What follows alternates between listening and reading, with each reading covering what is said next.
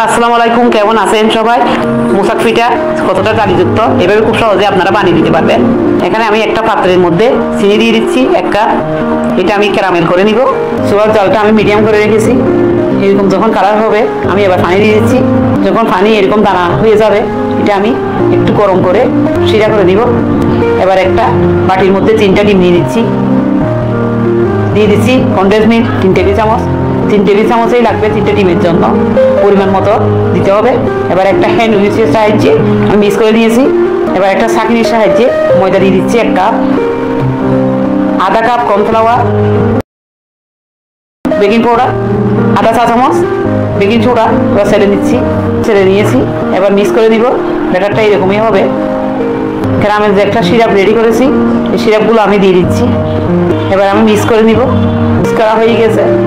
এবার দিয়ে দিচ্ছি আধা কাপ রান্নার গুঁড়ার তেল। মিক্স করে নিব। ব্যাটার যখন এরকম হয়ে যাবে আর একটা পাত্রের মধ্যে সেট করে নিব। একটা বেকিং পেপার দিয়ে দিয়েছি। এবার ছাঁকনির সাহায্যে আমি ছেড়ে নিচ্ছি যেন একটা না থাকে। এবার এখানে একটা তাওয়া দিয়েছি চুলার মধ্যে। এবার একটা পাত্র বসিয়ে দিয়েছি। পাত্রটি ওই পাত্রের মধ্যে সেট করে দিয়েছি। মোসাক পিঠা আমার হয়ে গেছে। এবার এখানে যখন একটা ক্লিন আসবে এই টুথপিকে এবার নামিয়ে নিব।